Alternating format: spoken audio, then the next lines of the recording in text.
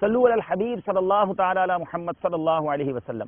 پیارے اور محترم اسلامی بھائیوں اور مدنی چینل کے ناظرین، یقیناً روزہ ایک بہت اہم فریضہ ہے اور اس کے بارے میں بہت ساری معلومات ہمارے پاس ہونی چاہیے۔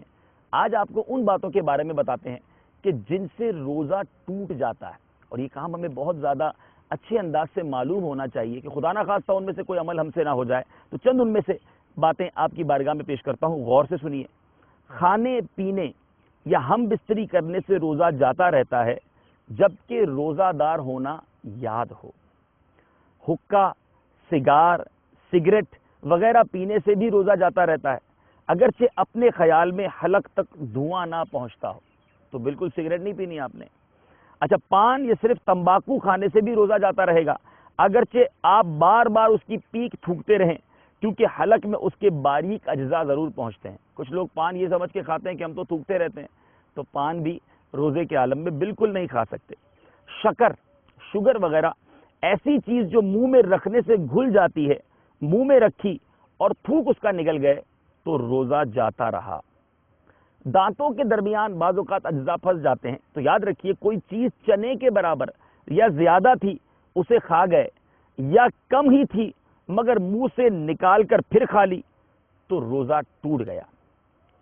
دانتوں سے خون نکل کر حلق سے نیچے اترا اور خون تھوک سے زیادہ یا برابر یا کم تھا مگر اس کا مزہ حلق میں محسوس ہوا تو روزہ جاتا رہا، اور اگر کم تھا اور مزہ بھی حلق میں محسوس نہ ہوا تو روزہ نہ گیا۔ روزہ دار تھے اور کلی کر رہے تھے، بلا قصد یعنی بغیر ارادے کے حلق سے پانی اتر گیا یا ناک میں پانی چڑھایا اور دماغ میں چڑھ گیا تو روزہ جاتا رہا، مگر جبکہ روزہ دار ہونا یاد ہو، اور یاد رہے کہ روزہ دار ہونا بھول گیا ہو تو وہ نہ ٹوٹے گا چاہے قصدن حلق سے نیچے اتارا ہو۔ یوں ہی روزہ دار کی طرف کسی نے کوئی چیز پھینکی اور وہ اس کے حلق سے اندر چلی گئی تو روزہ جاتا رہا۔ اچھا، سوتے کے اندر، نیند کے اندر پانی پی لیا یا کچھ کھا لیا یا منہ کھلا ہوا تھا، پانی کا قطرہ یا بارش کا اولا حلق میں چلا گیا تو روزہ جاتا رہا۔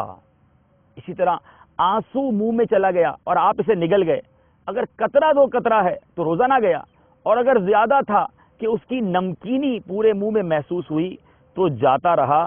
پسینے کا بھی یہی حکم ہے۔ تو یہاں جن کو پسینہ بہت آتا ہے، مزدوری کا کام کرتے ہیں، وہ بھی خیال رکھیں حلق کے نیچے پسینہ نہیں جانا چاہیے۔ اور افطار سے پہلے الحمدللہ دعوت اسلامی کے مدنی ماحول میں دعائیں ہوتی ہیں، لوگ آنسو بہاتے ہیں، یقیناً بہانا چاہیے، لیکن روتے وقت اس بات کا خیال رکھیں کہ آنسو حلق کے اندر اتنے نہ چلے جائیں کہ نمکینی اس کی محسوس ہو، اس سے بھی روزہ چلا جائے گا۔ چند باتیں یہ عرض کر سکا ہوں، لیکن اگر آپ اس کی مزید تفصیل پڑھنا چاہتے ہیں، امیر اہل سنت کی مایہ تصنیف فیضان رمضان اپنے ساتھ رکھیے اور یہ باتیں ضرور سیکھیے کہ روزہ کن چیزوں سے ٹوٹ جاتا ہے۔ مزید مدنی پھول لے کر حاضر ہوں گے، مدنی چینل دیکھتے رہیے۔ صلو علی الحبیب صلی اللہ تعالی علی محمد صلی اللہ علیہ وسلم۔